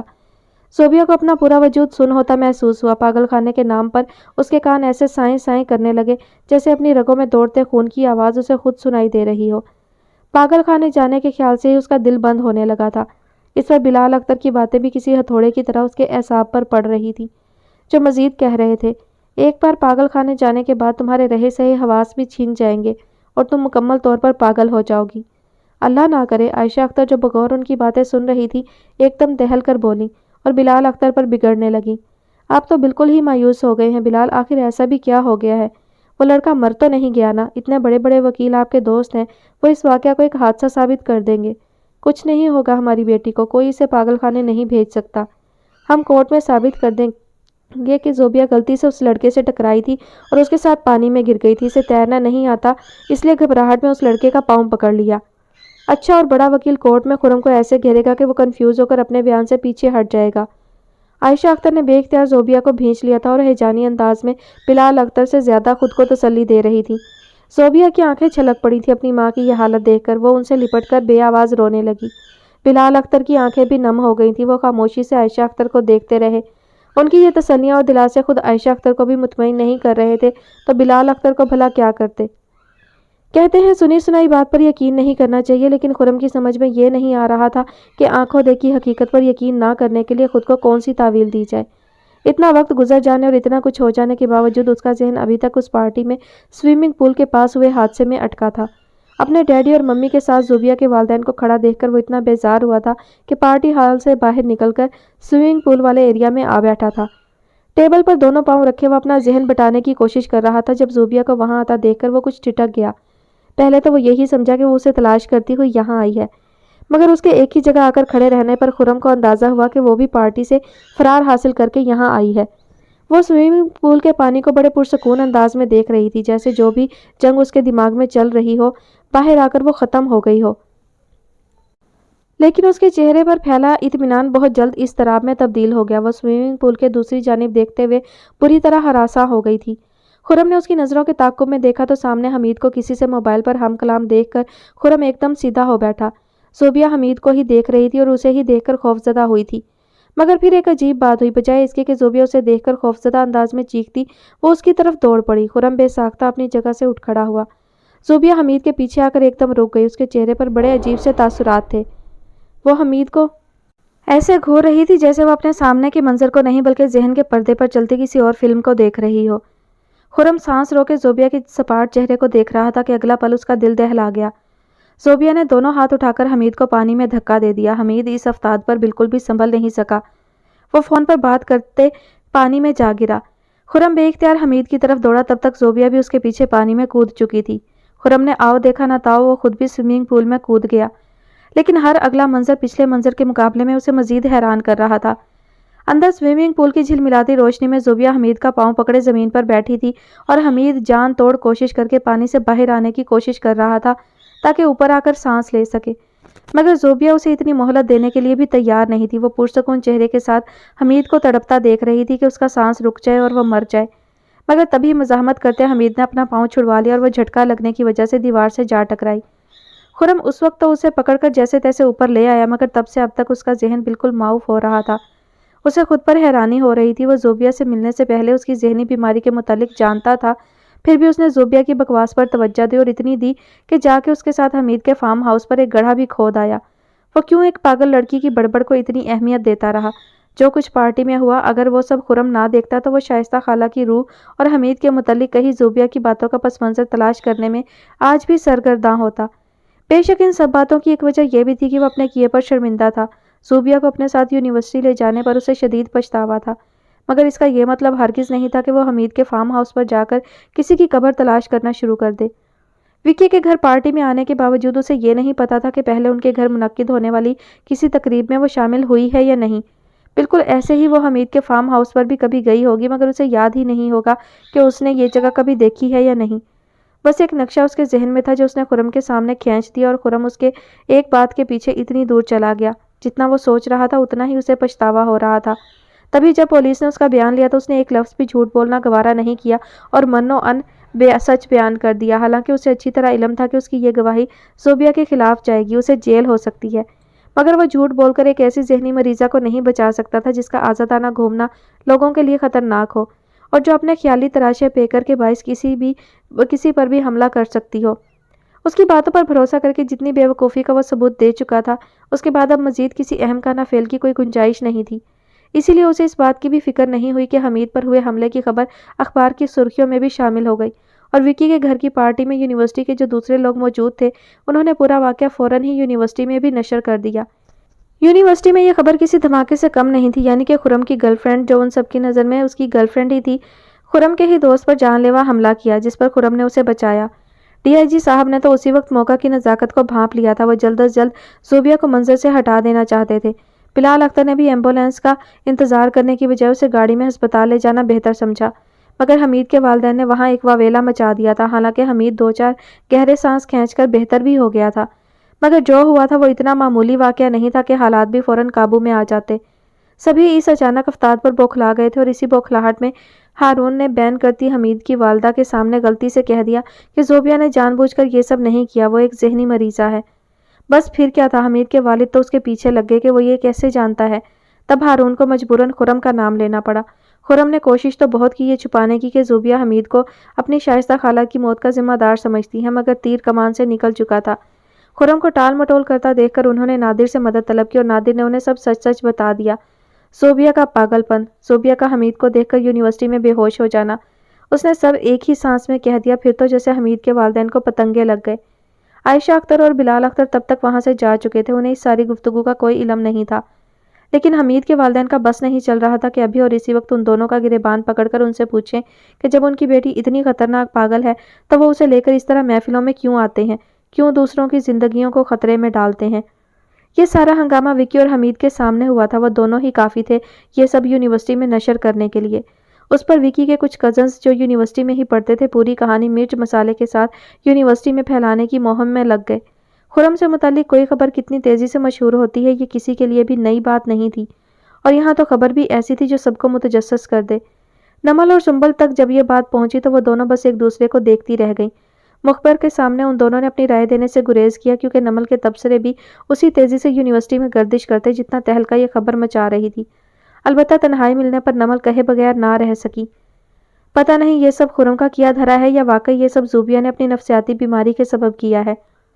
खुरम का इस मामले में क्या हाथ हो सकता है? सुंबल ने हैरानी से नमल को देखा तो नमल कहने लगी, यार देखो ना, जब ज़ोबिया स्कूल में हुआ करती थी तब तो वो इतनी खतरनाक पागल नहीं थी कि किसी पर जानलेवा हमला कर दे। ये भी तो हो सकता है वक्त के साथ साथ उसकी बीमारी बढ़ गई हो। ऐसी स्प्लिट पर्सनालिटी के साथ ये होता है कि जब उन पर दूसरी शख्सियत हावी होने लगती है तब वो अपना आप भूल जाते हैं। फिर एक वक्त ऐसा आता है जब वो दूसरी शख्सियत उन पर हर वक्त सवार रहने लगती है।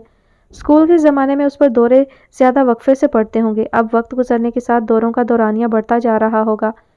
हर बात के पीछे खुरम को जिम्मेदार समझना तो कुछ मुनासिब नहीं। सुंबल बड़े सुलझे हुए लहजे में कह रही थी, तब भी नमल भी सफाई देने लगी। मैं हर बात के पीछे उसे कोई ज़बरदस्ती जिम्मेदार नहीं समझती, बल्कि हालात ऐसे होते हैं कि हर जगह उसी का कसूर नज़र आने लगता है। अब देखो ना, ज़ोबिया को उसने मुझे जलाने के लिए गर्लफ्रेंड जाहिर किया था, मैं तो जली नहीं। हो सकता है ज़ोबिया उसके गले पड़ने लगी हो तो खुरम ने उसे पीछे छुड़ाने के लिए ये एक नया ड्रामा रचाया हो। हमीद खुद ही स्विमिंग पूल में गिर गया और उन दोनों ने इल्ज़ाम ज़ोबिया पर रख। नमल एक तवातर से बोल रही थी कि एकदम उसकी ज़ुबान को ब्रेक लग गए। खुरम जो उनकी गुफ्तगू के चंद अल्फाज कान में पड़ जाने पर उनके पीछे से गुजरते वक्त रुक गया था, एकदम उसके सामने आ खड़ा हुआ। दोनों हाथ सीने पर बांधते हुए वो उसे ऐसे देखने लगा जैसे कह रहा हो, अब कहो जो कहना है। नमल कुछ सटपटा सी गई उसके इस अंदाज पर। कितने दिनों से उसने नमल से बात करनी, यहाँ तक कि उसकी तरफ देखना तक छोड़ दिया था, और अब आज अचानक वो उसके रूबरू आ खड़ा हुआ था, वो भी ऐसे तेवर लिए जैसे बहुत संजीदा गुफ्तगू करने का इरादा रखता हो, वरना वो हमेशा शौक अंदाज में बात करता था। स्विमिंग पूल में गिरने के बाद ज़ोबिया के सर में चोट लगी थी, जिसके बायस वो पिछले 3 दिनों से अस्पताल में है। ये चोट ठीक हो जाने के बाद वो घर जाएगी। पागल खाने जाएगी या जेल जाएगी किसी को कुछ नहीं पता है। क्या किसी लड़की से पीछा छुड़ाने के लिए मैं इतनी बड़ी साजिश करूंगा? खुर्रम एक एक लफ्ज़ पर जोर देते हुए सर्द से लहजे में पूछने लगा। पहली बार नमल को एहसास हुआ उसकी शोखी का दूबदू जवाब देना ज़्यादा आसान था बनिस्बत उसके सपाट रवैये के। लेकिन वो मुंतज़िर नज़रों से उसे देख रहा था, तब भी नमल को जवाब ना मालूम होने पर भी उसके सामने एतराफ़ करना पड़ा, क्योंकि इनकार करने का मतलब तो ये था कि वो उस पर अपना भरोसा ज़ाहिर कर रही है, जबकि सच ये था कि वो कुछ तामुल का शिकार हो गई थी। लेकिन अपनी कशमकश पोशीदा रखते हुए वो खुद एतमाद नज़र आना चाहती थी, इसलिए बड़े यकीन से बोली, हाँ कर सकते हो, महज इतनी बड़ी साजिश ही नहीं, तुम अपनी ख्वाहिश पूरी करने के लिए कुछ भी कर सकते हो, इससे बड़ी कोई साजिश भी। सुंबल ने अपनी मुस्कुराहट को रोकने के लिए अपना निचला होंठ दांतों तले दबा लिया। वो जानती थी नमल ये सिर्फ खुर्रम को तपाने के लिए कह रही है, वरना वो इतनी जारहाना सोच की मालिक हरगिज़ नहीं है। बल्कि जिस मामले का पता ना हो उसमें अपनी राय जाहिर करना नमल की आदत नहीं थी। किसी हादसे पर मुमकिनात का अंदाज़ा लगाना एक अलग बात है, और उन अंदाज़ों पर डटे रहना और उनके 100% दुरुस्त होने पर बजिद रहना एक अलग बात। मगर खुर्रम को उसकी सोच के मुतालिक भला क्या इल्म, वो तो नमल के जवाब पर सुलग कर रह गया। मजाल है जो कभी उस लड़की ने कोई सीधी बात की हो। जब से वह नमल से मिला था पहले दिन से उनका यही इख्तलाफ चल रहा था। जब पैलेस होटल में वो उसकी टेबल पर उसकी मदद करने और उसका बिल पे करने आया था, तब भी अगर वो उस पर शक होने के बावजूद खामोशी से उसके पैसे ले लेती और मामले को रफा दफा कर देती, तो आज वो उसे नीचा दिखाने की कोशिश में एक नफ्सियाती मरीज़ा को यूँ स्कैंडलाइज ना करता और ना ही ज़मीर की मलामत का सामना करना पड़ता। मगर तब से आज तक नमल ने कभी बात ख़त्म करने के लिए मसलहतन भी झूठ नहीं बोला था, और उसका कहा सच खुर्रम को तपा कर रख देता था। अभी भी वो दांत पर दांत जमाए उसे देख रहा था कि लापरवाही से कहते हुए वो कतरा कर निकल गई, अगर तुम खुद को बेहतर तरीके से जानते हो तो तुम्हें दूसरों से अपने बारे में राय लेने की ज़रूरत नहीं। जब से रुमेला ने आलियान से बात की थी, उसे आलियान के रवैये में वाज़ह तौर पर फ़र्क महसूस हुआ था। हालांकि बज़ाहिर सब कुछ पहले जैसा ही था, बल्कि गांव से वापस आने के बाद वो दोनों एक कमरे में नहीं रह रहे थे, लिहाजा उन दोनों के बीच वो मुख्तसर से गुफ्तगू भी नहीं होती थी, जो गांव में एक ही कमरा होने के बाइस हो जाती थी। आलियान के रवैये में वो महसूस की जाने वाली नफ़रत नहीं थी, और ये बात रोमेला के लिए बड़ी हौसलामंद थी। उसे ये तो नहीं मालूम था कि आलियान उसकी गुफ्तगू सुन चुका है, इसलिए वो तो यही समझ रही थी कि आलियान ने उसके कहे पर यकीन कर लिया है कि वो इस मसले को हल कर देगी। उसे सारी ज़िंदगी रोमेला को बर्दाश्त करने की ज़रूरत नहीं है, सिर्फ कुछ महीने माहौल साजगार होने तक वो उसे अपने घर में रहने दें, फिर वो खुद ही चली जाएगी। आलियान ने उसकी बात ना सिर्फ मान ली थी, बल्कि शायद अपने घर वालों को भी कुछ समझाया था। रियाज गफ़ार का रवैया अच्छा था ना बुरा, वो सारे मामले से बिल्कुल लाताल्लुक़ बने हुए थे, और क्योंकि रोमेला उनसे नफ़रत की उम्मीद लगाए बैठी थी, लिहाजा उसे तो उनकी ये बेगानगी भी नेमत ही लगी। अलबत्ता शगुफ्ता गफ़ार का रवैया हनूस था, उसके चेहरे पर उसे देखते ही बरहम ही छलकने लगती, और उनकी आंखों से ऐसे कराहियत छलकती थी कि रोमेला उनकी जानिब देखने से बल्कि उनके सामने आने से ही गुरेज करती थी, जो कि इतना मुश्किल अमर भी नहीं था। शगुफ्ता गफ़ार का सर्कल कुछ ऐसा था कि सुबह नाश्ते के बाद अमूमन वो बाज़ार या किसी गेट टुगेदर में चली जाती, दोपहर में घर आती तो खाना वगैरह खाकर अपने कमरे में सोने चली जाती। सिर्फ शाम 6 बजे से रात के खाने तक वो घर में नज़र आती थी, जिस वक्त आलियान और रियाज गफ़ार भी आ जाते थे। चुनाचे उस वक्त में रोमेला अपने कमरे में ही रहने को तरजीह देती थी। वो नहीं चाहती थी कि शगुफ्ता गफ़ार की मौजूदगी में आलियान के सामने भी जाए। उसने वाज़े तौर पर महसूस किया था कि वो आलियान को उसके साये से भी दूर रखना चाहती हैं।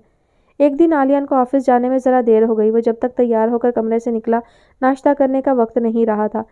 रोमेला अपनी चाय बनाकर किचन में कुछ देखने गई थी। आलियान हाथ में ब्रीफ केस लिए मेज़ के करीब आ गया और गरम गरम चाय टेबल पर रखी देखकर उसे उठाकर खड़े खड़े ही वो सिप लेने लगा। शगुफ्ता गफ़ार ने जब देखा कि वो रोमेला की चाय पी रहा है तो भिन्ना उठी। आलियान, ये क्या कर रहे हो? ये तुम्हारी चाय नहीं है। ठहरो, मैं तुम्हारी चाय बनवाती हूँ। नहीं नहीं, मेरे पास टाइम नहीं है, मैं जा रहा हूँ। आलियान ने पूरा कप पिया भी नहीं और प्याली पीछ में वापस रख दी, मगर शगुफ्ता गफ़ार को तो आग लग गई। टाइम नहीं है तो ये चाय पीने की क्या ज़रूरत थी? क्यों, क्या इस चाय में जहर मिला था? आलियान ने लापरवाही से कहा। अल्लाह ना करे, क्या बकवास कर रहे हो, मगर ये तुम्हारी चाय नहीं थी। 100 वाट जिसकी भी थी, वो दूसरा कप बना ले, मैं ऑफिस जाकर बाकायदा नाश्ता कर लूँगा। ये 2 घूंट तो बस नींद भगाने के लिए लिए हैं। ओके, अल्लाह हाफिज़। आलियान तेज़ी से बोलता ये जा वो जा, मगर शगुफ्ता गफ़ार के सीने पर सांप लौटते रहे। उन्होंने खुद अपनी आंखों से रोमेला को इस कप में से चाय पीते देखा था। हालांकि उसने भी 1 घूंट भरा था। वो टोस्टर में टोस्ट डालकर आई थी, जिन्हें अखबार उठाकर सुर्खियां देखने के चक्कर में वो बिल्कुल फरामोश कर बैठी थी। लिहाजा याद आने पर वो चाय ऐसे ही छोड़कर किचन की तरफ बढ़ गई थी। किचन डाइनिंग रूम से बिल्कुल मिला हुआ था। उन दोनों के माबैन हुई गुफ्तगू रोमेला आराम से सुन रही थी और इसका पस मंज़र भी समझ रही थी। फिर भी अगर कोई कसर बाकी थी तो किचन से वापस आने पर शगुफ्ता गफ़ार ने पूरी कर दी। پتہ نہیں کیسے کیسے بے غیرت لوگ ہوتے ہیں دنیا میں، کسی کے گھر بیٹھ کر مفت کا کھاتے پیتے ہوئے شرم بھی نہیں آتی۔ ہر چیز اس استحقاق سے استعمال کرتے ہیں جیسے گھر میں ہر چیز انہی کی تو لائی ہوئی ہو۔ شگفتہ غفار ڈائننگ ٹیبل کے پاس کھڑی ایسے چلا رہی تھی جیسے فون پر کسی سے مخاطب ہو اور کمرے میں ان کے علاوہ کوئی موجود نہ ہو۔ رومیلا جہاں تھی وہیں ٹھٹک گئی۔ وہ سانس روکے ان کے ذہن میں بجھے الفاظ سنتی رہی جو مزید کہہ رہی تھی، اصل میں حرام کا کھاتے ہیں نا، بچپن سے حلال کبھی پیٹ میں گیا ہی نہیں تو شرم اور غیرت کہاں سے آئے؟ دوسرے کے گھر میں انہی کے برتنوں میں مفت کی روٹیاں انہی کے ڈائننگ ٹیبل پر توڑتے ہوئے مجال ہے جو ذرا بھی شرمندگی ہوگی۔ شگفتہ غفار یہ کہہ کر رکی نہیں بلکہ پاؤں پٹکتے ہوئے وہاں سے چلی گئی۔ رومیلا کو لگ رہا تھا وہ ابھی چکرا کر گر جائے گی۔ اتنی بے عزتی، اتنی ذلت! کیا اب اس پر یہ وقت آ گیا ہے کہ وہ 2 وقت کی روٹی بھی کسی کی احسان مند ہو کر کھا رہی ہے؟ ٹوسٹ کی پلیٹ اس کے ہاتھ میں لرزنے لگی تو اس نے خود پر قابو پاتے ہوئے جلدی سے اسے ٹیبل پر رکھ دیا۔ مبادا پلیٹ ہاتھ سے چھوٹنے پر ٹوٹ نہ جائے۔ کسی کے اتنے مہنگے برتنوں کے سیٹ کی پلیٹ اگر اسے ٹوٹ گئی تو اس نقصان کی تلافی وہ کیسے کرے گی؟ وہ کوئی حرام کھا کر بڑی نہیں ہوئی تھی، مگر ابرار بھائی نے اپنے مجرمانہ فعل سے اس کے پورے گھرانے کو جرائم پیشہ افراد ثابت کر دیا تھا جو حرام کماتے ہیں اور حرام ہی کھاتے ہیں۔ رومیلا کے حلق میں آنسوؤں کا گولا سا بننے لگا تو وہ سب چیزیں ٹیبل پر ایسے ہی چھوڑ کر سیدھی اپنے کمرے میں چلی گئی۔ ان سب کا نظر انداز کرنا ہی اسے سخت توہین آمیز لگتا تھا، اور آج اس کے کھانے پینے پر شگفتہ غفار نے جس طرح باتیں سنائی تھی انہیں سننے کے بعد اس کا ڈوب مرنے کو دل چاہ رہا تھا۔ رات تک وہ اپنے کمرے میں بند رہی، کسی نے بھی آ کر اسے نہیں پوچھا کہ وہ ٹھیک بھی ہے یا نہیں۔ اس نے دوپہر کا کھانا کھایا نہ رات کا، اس کا دل ہی نہیں چاہ رہا تھا کہ وہ اس گھر کا پانی بھی پیے، مگر بھوکے پیاسے رہنا کوئی مسئلے کا حل نہیں تھا۔ وہ تو اگر فاقہ کر کے مر بھی جاتی تب بھی ڈھیٹ اور بے غیرت ہی کہلاتی۔ اسے اپنے دامن پر لگے مجرم پیشہ ہونے کا داغ دھونا تھا، نہ کہ کمرے میں بند ہو کر اور کھانا پینا چھوڑ کر اپنے آپ کو مظلوم ظاہر کرنا تھا یا دوسروں کی ہمدردیاں سمیٹنی تھیں۔ آخر رات کے 11 بجے جب اسے یقین ہو گیا کہ شگفتہ غفار اپنے کمرے میں سونے چلی گئی ہوں گی اور اب باہر نہیں آئیں گی، وہ اپنے کمرے سے باہر نکل آئی۔ اتنی رات گئی، اس طرح عالیان کے کمرے میں جانا اسے عجیب تو لگ رہا تھا مگر یہ کوئی معیوب بات نہیں تھی۔ وہ خود کو برحق سمجھتے ہوئے اپنے حوصلے جمع کرتی اس کے دروازے پر جا کھڑی ہوئی۔ دستک دینے پر عالیان کی بڑی فریش آواز سنائی دی، گویا وہ ابھی تک سویا نہیں تھا۔ دروازہ کھلا ہے، آ جاؤ۔ رومیلا نے ہینڈل پر دباؤ ڈالا تو واقعی دروازہ کھلتا چلا گیا۔ عالیان کمپیوٹر کے سامنے بیٹھا پورے انہماک سے کام میں مشغول تھا۔ کی بورڈ پر انگلیاں چلاتے ہوئے اس نے دروازے کی سمت دیکھا بھی نہیں اور مصروف سے انداز میں کہنے لگا، میں سرداروں کو چائے کے لیے منع کر کے اوپر آیا تھا، لیکن خیر اب تم نے بنا ہی دی ہے تو رکھ دو۔ عالیان اسے ہمیشہ گھر کی ملازمہ ہی سمجھتا تھا۔ رومیلا کی سمجھ میں نہ آیا وہ اسے کیا کہے۔ وہ خاموشی سے دروازے میں ہی ایستادہ رہی۔ ارے میں نے کہا ہے نا چائے رکھ۔ عالیان نے غیر ارادی طور پر دروازے کی طرف دیکھا تو حیرت سے جملہ ادھورا چھوڑ دیا۔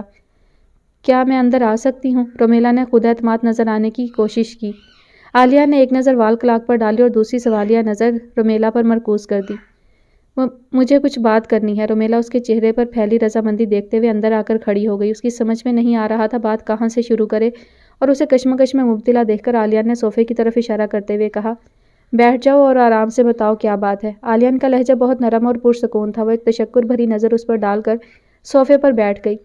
تھوڑا سا اس کا اعتماد بڑھا تھا، لہٰذا وہ سب کچھ جلدی سے کہہ دینا چاہتی تھی، کہیں عالیان کی پیشانی پر بل پڑ گئے تو اس سے بات کرنا دوبھر ہو جائے گا۔ میں جاب کرنا چاہتی ہوں، رومیلا کہہ کر خاموش ہو گئی، جبکہ عالیان اسے ایسے دیکھتا رہا جیسے آگے اس کی بات سننا چاہتا ہو، مگر جب وہ بولی ہی نہیں تب عالیان کو خود ہی کہنا پڑا، بس اور کچھ نہیں کہنا؟ رومیلا نے گود میں رکھے ہاتھوں کو دیکھتے ہوئے سر نفی میں ہلا دیا۔ اچھا۔ عالیان نے اپنی راکنگ چیئر کو جھلاتے ہوئے پرسوچ انداز میں اچھا کو کھینچا، پھر مزید گویا ہوا، اس سے پہلے کہ میں یہ پوچھوں کہ تم جاب کیوں کرنا چاہتی ہو، یہ بتاؤ کہ تم اجازت لے رہی ہو یا فیصلہ سنا رہی ہو؟ رومیلا کچھ ٹھٹک سی گئی۔ ویسے تو وہ صرف اسے آگاہ کرنے آئی تھی، مگر اس کے منہ پر یہ کہنا کچھ مناسب نہ لگا تو وہ مفاہمت کی راہ اپناتے ہوئے بولی، اپنی خواہش ظاہر کر رہی ہوں اور مجھے یقین ہے آپ اس کا احترام کریں گے۔ عالیان کچھ دیر اسے دیکھتا رہا، پھر سنجیدگی سے بولا، اس خواہش کی وجہ؟ میں پورا دن گھر میں بیٹھے بیٹھے بور ہو جاتی ہوں، مجھے کوئی مصروفیت چاہیے۔ تو اس کے لیے پڑھائی کر لو، جاب کرنے کی کیا ضرورت ہے؟ پڑھائی میں جاب کے ساتھ کر لوں گی، ویسے بھی میری تعلیم درمیان میں رہ گئی ہے، میں اسے بھی دوبارہ شروع کرنا چاہتی ہوں، لیکن اس سے پہلے مجھے جاب کرنی ہوگی، رومیلا نے جلدی سے کہا۔ پڑھائی کے ساتھ جاب کرنا آسان کام نہیں ہے، اتنی پرابلم فیس کرنے کی ضرورت کیا ہے؟ پہلے پڑھائی ختم کر لو پھر جاب کر لینا، جاب بھی اچھی مل جائے گی۔ رومیلا سر اٹھا کر عالیان کی طرف دیکھنے لگی جو پوری طرح سے اس کی جانب متوجہ تھا۔ رومیلا نے ایک گہرا سانس کھینچ کر ساری ہمتیں جمع کی اور سب کچھ دو ٹوک کہتے ہوئے بولی، یونیورسٹی میں پڑھنے کے لیے 1000 طرح کے خرچے کرنے پڑتے ہیں، کم سے کم کرتے کرتے بھی آنے جانے کا کرایہ تو لگ ہی جائے گا، کہیں سے کوئی ارننگ کا انتظام ہو تو یہ سارے ایکسپینسز پورے ہو سکتے ہیں۔ عالیان کچھ لمحوں کے لیے خاموش ہو گیا۔ اس کے جاب کرنے کی خواہش ظاہر کرنے پر ہی عالیان کو اندازہ ہو گیا تھا کہ وہ اپنا پیسہ کمانا چاہتی ہے، مگر وہ اتنا بے دھڑک یہ کہہ دے گی، یہ عالیان کو امید نہیں تھی۔ اسے ایک عجیب سا احساس ہوا تھا۔ اتنے دن ہو گئے تھے ان کی شادی کو، وہ اپنے گھر سے اپنا کچھ سامان لے آئی تھی اور اس کے بعد عالیان یا اس کے گھر والوں نے پلٹ کر پوچھا تک نہیں تھا کہ اسے کسی چیز کی ضرورت ہے یا نہیں۔ اتنے ہفتوں سے وہ یہاں تھی، چھوٹی موٹی چیز کی ضرورت تو اسے پڑ سکتی ہے، کیا صرف 2 وقت کی روٹی مہیا کر دینے سے انسان کی ضرورتیں پوری ہو سکتی ہیں؟ ایسے حالات میں انسان کب تک گزارا کر سکتا ہے؟ آخر رومیلا کو وہی قدم اٹھانا تھا جو وہ اٹھانے جا رہی تھی۔ عالیان کچھ لمحوں کے لیے خاموش ہوا، پھر ہنکارا بھرتے ہوئے کہنے لگا، میں تمہارا جیب خرچ مقرر کر دیتا ہوں، صرف کرایہ ہی نہیں، تمہیں اور بھی چیزوں کی ضرورت۔ مجھے کسی چیز کی ضرورت نہیں ہے، میں ہر چیز کے بغیر گزارا کر سکتی ہوں، مجھے صرف تھوڑی سی عزت چاہیے، جو آپ سے جیب خرچ لینے کی صورت میں بالکل بھی نہیں بچے گی۔ ویسے بھی میرا آپ کے پیسوں پر کوئی حق نہیں، جب کوئی رشتہ نہیں، کوئی تعلق نہیں تو جیب خرچ کیسا؟ میں اپنا کمانا چاہتی ہوں تاکہ مجھے کسی کے زیر احسان ہونے کا احساس نہ ہو، ورنہ اگر مجھے پیسے مانگنے ہی ہوتے تو کیا میں اپنے بابا سے نہیں مانگ سکتی؟ رومیلا نے عالیان کی بات کاٹتے ہوئے تیزی سے کہا، تم اپنے بابا سے نہیں مانگ سکتی کیونکہ ان پر تمہیں ظاہر کرنا ہے کہ تمہیں یہاں کسی چیز کی کمی نہیں ہے۔ عالیان برجستہ بولا تو چند لمحوں کے لیے اس بار رومیلا خاموش رہ گئی، تبھی عالیان کو کہنا پڑا، اسی لیے کہہ رہا ہوں تمہیں جتنے بھی پیسے چاہیے میں دے دوں گا، جاب کر کے کیوں اپنے گھر والوں کو مشکوک کر رہی ہو؟ عالیان نے اسے محض اپنے ارادوں سے باز رکھنے کے لیے کہا، ورنہ اس کے گھر والوں کے مشکوک ہونے سے زیادہ خود عالیان کو اس کا جاب کرنا اچھا نہیں لگ رہا تھا۔ میرے گھر والے مشکوک نہیں ہوں گے بلکہ صرف ناراض ہوں گے، کیونکہ میں انہیں بتاؤں گی کہ میں نے جاب شوقیہ کی ہے، وہ بھی آپ کے منع کرنے کے باوجود، وہ تو مجھے خود سر اور باغی سمجھیں گے، اور ان کی یہ رائے آئندہ کے حالات کو سازگار بنانے میں معاون ثابت ہوگی۔ رومیلا کے لہجے میں حد درجہ لاپرواہی تھی۔ اگر عالیان نے اسے فون پر نمل سے بات کرتے وقت روتے ہوئے نہ دیکھا ہوتا تو وہ اسے بہت بہادر یا شاید بہت ڈھیٹ سمجھ لیتا، لیکن اس کی وہ گفتگو اور تاثرات دیکھنے کے بعد عالیان کو شدت سے احساس ہوتا تھا کہ وہ خود کو نارمل ظاہر کرنے کے لیے کتنے جتن کر رہی ہے۔ جب فیصلہ کر چکی ہو تو جاؤ، جا کر اخبار میں ویکینسی دیکھو، عالیان نے گہرا سانس کھینچتے ہوئے کھردرے سے لہجے میں کہا تو رومیلا کچھ شرمندہ سی ہو گئی۔ میں اس طرح جاب نہیں کر سکتی، میں چاہتی ہوں آپ خوشی سے مجھے جاب کرنے دیں۔ جب کوئی رشتہ کوئی تعلق نہیں ہے تو پھر میری اجازت کی کیا ضرورت ہے؟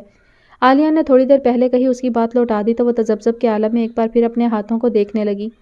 آخر عالیان کو ہی کہنا پڑا، دیکھو صاف بات ہے کہ میں نہیں چاہتا کہ تم جاب کرو، اگر تم جاب پیسوں کے لیے کرنا چاہتی ہو تو پیسے تم جتنے چاہو مجھ سے لے سکتی ہو، اور اگر تم جاب وقت گزاری کے لیے کرنا چاہتی ہو تو تم اپنی پڑھائی شروع کر سکتی ہو۔ اس کی طرف اگر ذہن راغب نہیں ہو رہا تو گھر کے کام کاج کر لو، تمہیں اگر کوکنگ میں دلچسپی، آپ کی والدہ کو میرا کچن میں قدم رکھنا پسند نہیں ہے۔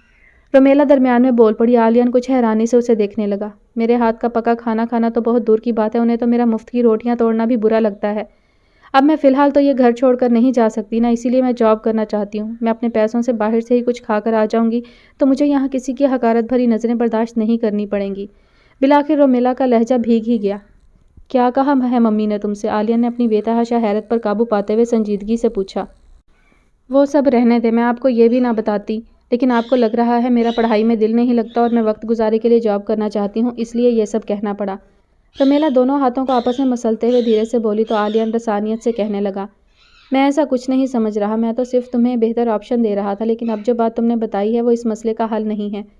تم اگر اپنا کما کر اپنا خرچ بھی اٹھاؤ گی تب بھی ممی کو تم سے شکایت ہی رہے گی۔ اس پرابلم کو میں سولو کر دوں گا، تم بس یہ جاب والی بات دل سے نکال دو۔ ہاں البتہ اگر پڑھائی شروع کرنا چاہتی ہو تو بے شک کر سکتی ہو، بلکہ میرے خیال سے تمہیں شروع کر دینی چاہیے، لیکن اس میں بھی تمہیں ایک بات کا دھیان رکھنا ہوگا، تم کوئی کرایہ خرچ کر کے بس یا رکشہ میں نہیں جاؤ گی، تم گھر کی گاڑی میں ڈرائیور کے ساتھ جاؤ گی۔ ممی کے رویے کی میں پوری طرح سے ضمانت تو نہیں لے رہا، لیکن اتنا یقین رکھو کہ وہ تمہیں مزید کچھ نہیں کہیں گی۔ رومیلا بے اختیار سر اٹھا کر عالیان کی جانب دیکھنے لگی، اس کی آنکھوں میں اتنا یقین تھا کہ رومیلا چند ثانیوں کے لیے اسے دیکھتی رہ گئی، پھر خود ہی اس کی نظریں جھک گئیں جیسے اس نے ہار مان لی ہو۔ اصل میں تو وہ عالیان سے بحث نہیں کر سکی، ورنہ شگفتہ غفار سے بہتر رویے کی اسے امید نہیں تھی، مگر اس وقت اسے واقعی حیرانی کا سامنا کرنا پڑا جب اگلے دن رات کے کھانے پر ملازم نے اس کا دروازہ کھٹکھٹا کر اسے بلایا اور ریاض غفار کے طلب کرنے کا پیغام دیا۔ بڑے صاحب نے مجھے بلایا ہے؟ یعنی ریاض صاحب نے؟ رومیلا بلا کی حیرت سے پوچھ رہی تھی، اس نے پرسوں رات سے کچھ نہیں کھایا تھا، بھوک بھلے ہی مر گئی تھی مگر نکاہت بہت محسوس ہو رہی تھی، بلکہ اسے لگ رہا تھا اب اگر مزید کچھ گھنٹے وہ بھوکی رہی تو بے ہوش ہو کر گر پڑے گی۔ بھوک بہت بری چیز ہے، انا اور خودداری کی جنگ میں پیٹ کا دوزخ اگر درمیان میں آ جائے تو آدھا میدان انسان پہلے ہی ہار چکا ہوتا ہے۔ لہٰذا اس وقت یہ سن کر کہ ریاض غفار خود اسے کھانے پر بلا رہے ہیں، وہ فوراً ڈائننگ ٹیبل پر آ گئی، اور جب وہ کرسی گھسیٹ کر بیٹھ رہی تھی تب اس نے ریاض غفار کو کہتے سنا، کب سے کھانا نہیں کھایا ہے تم نے؟ رومیلا نے بے اختیار گردن گھما کر انہیں دیکھا۔ جی؟ اس کی سمجھ میں نہیں آیا کیا کہے، جبکہ ریاض غفار بغور اسے دیکھ رہے تھے۔ اس کے چہرے کی گلابی رنگت میں ہلدی گھلی ہوئی تھی، چہرہ بالکل مرجھا کر رہ گیا تھا۔ ریاض غفار نظروں کا زاویہ بدلنے پر مجبور ہو گئے۔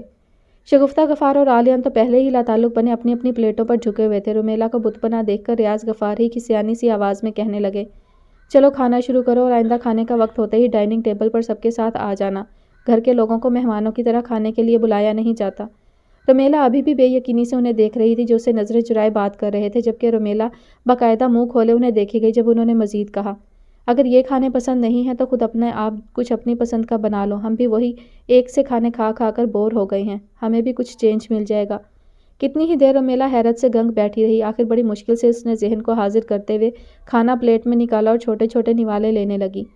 اسے کھاتے ہوئے زیادہ دیر بھی نہیں ہوئی تھی کہ شگفتہ غفار کھانا ختم کر کے اٹھ بھی گئی۔ ان کے تھوڑی دیر بعد ریاض غفار بھی اٹھ گئے۔ تب عالیہ نے پہلی بار سر اٹھا کر رومیلا کی جانب دیکھا۔ اب ٹھیک ہے؟ اس کے اچانک پوچھنے پر حیرت کی زیادتی سے سن ہوئی رومیلا اچھل پڑی۔ آپ نے کیا کیا ہے؟ رومیلا نے تعجب سے اسے دیکھتے ہوئے پوچھا تو عالیہ جو پہلے ہی زیر لب مسکرا رہا تھا ایک دم کھل کر مسکرا دیا۔ وہ سب چھوڑو اور یہ بتاؤ، اب تو تمہیں نہیں لگ رہا نا کہ تمہیں کسی کی حقارت بھری نظریں برداشت کرنا پڑ رہی ہیں؟ مگر یہ سب ہوا کیسے؟ رومیلا ابھی بھی کنفیوز تھی اور اس کی حیرانی عالیہ کی مسکراہٹ کو اور گہرا کر رہی تھی۔ ہو گیا بس، تھوڑا سا جھوٹ بولنا پڑا، یوں سمجھ لو تمہارے بھائی پر ایک الزام اور لگا دیا۔ میں نے ممی ڈیڈی سے کہا، آج ابرار کا فون آیا تھا، حامد کا نمبر مانگ رہا تھا، وہ حامد کے پورے گھر کو اپنے گھر کھانے پر بلانا چاہ رہا ہے کیونکہ اس کا کہنا ہے پتہ نہیں سسرال میں ہماری بیٹیوں کو ٹھیک طرح سے کھانے کو بھی مل رہا ہے یا نہیں، ہم بھی دعوت کر کے کچھ کھلا پلا دیں۔ رومیلا ششدر سی عالیہ کو دیکھی گئی جو اپنی بات پوری کر کے ہلکے سے ہنس دیا تھا، پھر اپنی جگہ سے اٹھتے ہوئے مسکرا کر کہنے لگا، بے فکر رہو، تم پر کوئی بات نہیں آئی ہے، ممی ڈیڈی یہی سمجھ رہے ہیں کہ ابرار انہیں انڈر پریشر رکھنے کے لیے ایسی باتیں کر رہا ہے اور محض بے پر کی اڑا رہا ہے، ورنہ تم پر کھانے پینے پر کوئی پابندی تو ہے نہیں۔ عالیہ ایسے بول رہا تھا جیسے اپنی بات سے خود ہی بہت محظوظ ہو رہا ہو۔ پھر وہ رکا نہیں اور اسے حیران چھوڑ کر چلتا بنا۔ بنیادی طور پر تو رومیلا کو اس کی حرکت پسند نہیں آنی چاہیے تھی، اس طرح کسی کو بلیک میل کر کے اگر عزت کرائی تو کیا کرائی، مگر ابھی جس عالیہ کو اس نے دیکھا تھا وہ اس عالیہ سے قدرے مختلف تھا جسے رومیلا جانتی تھی، اور یہ حیرت اسے اور کسی موضوع پر سوچنے نہیں دے رہی تھی۔ عالیہ نے یہ سب اس لیے کیا تھا کہ اس کی عزت نفس مجروح نہ ہو، اور یہ سب کر کے اسے کوئی پچھتاوا نہیں تھا بلکہ اپنے فعل پر وہ بہت مطمئن اور خوش تھا۔ جیسے جیسے وہ شوق سے باہر آتی گئی اسے اپنا آپ ہلکا ہلکا محسوس ہوتا گیا۔ بے اختیار اس کا دل چاہا وہ ابھی عالیہ کے پیچھے جا کر اس کا شکریہ ادا کرے، مگر عالیہ کا سرشار انداز بتا رہا تھا اس نے یہ سب رومیلا سے کوئی توصیفی کلمات سننے کے لیے نہیں کیا۔ وہ جو چاہتا تھا وہ ہو چکا تھا، تبھی وہ اتنا خوش تھا۔ اس کی بھرپور مسکراہٹ یاد کر کے رومیلا بھی غیر ارادی طور پر مسکرانے لگی۔ دل کی دھڑکنوں کا نئی تال پر دھڑکنے کا تجربہ بڑا ہی انوکھا اور منفرد تھا اس کے لیے۔